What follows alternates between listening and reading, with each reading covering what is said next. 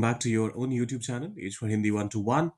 5 statements हैं जिनके माध्यम से थंबनेल में आपने देख ही लिया होगा कि आपकी वोकैबुलरी को बनाएंगे बेहतर। तो करते हैं शुरुआत। लेकिन शुरू करने से पहले सब्सक्राइब, लाइक और शेयर जरूर कर दीजिएगा। आपको भी पता है ये आपके लिए तो फ्री है, लेकिन हम जैसे नए क्रिएटर्स को ये कितना इनकरेज करता है, कितना प्रोत्साहित करता है। करते हैं शुरुआत। उन्होंने इस मुद्दे पर गहन विचार किया और एक ठोस निष्कर्ष निकाला। उन्होंने दे गहन विचार किया के लिए आप कह सकते हैं केयरफुली कंसिडर्ड। दे केयरफुली कंसिडर्ड इस मुद्दे पर, दिस इशू, और एक ठोस निष्कर्ष निकाला।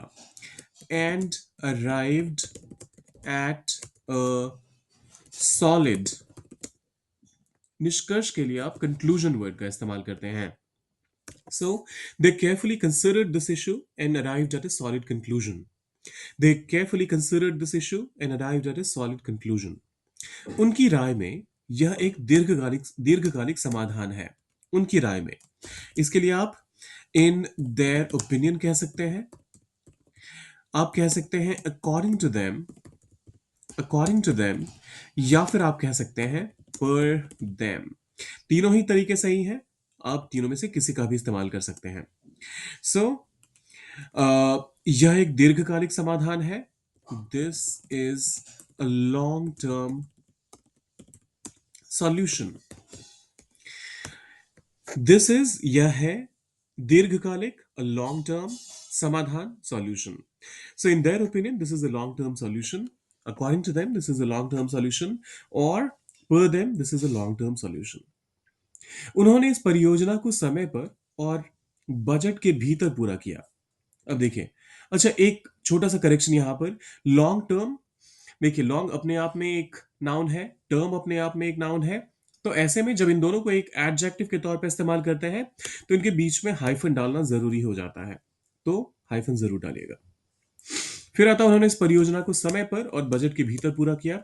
उन्होंने दे पूरा किया, कंप्लीटेड, इस परियोजना को, दिस प्रोजेक्ट, समय पर, ऑन टाइम और बजट के भीतर, and with in the budget.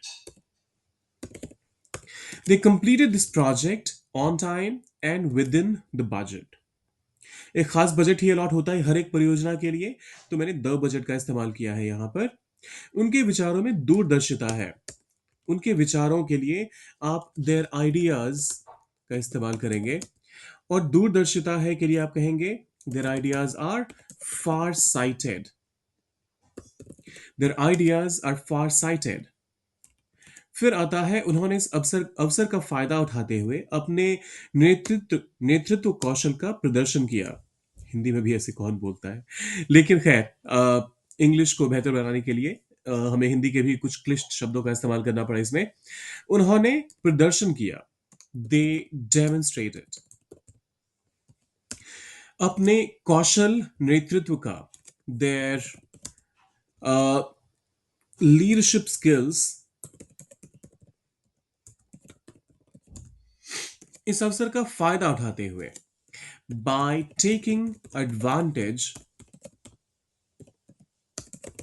of, माफ कीजिएगा स्पेलिंग में कुछ गड़बड़ हो गई यहां पर।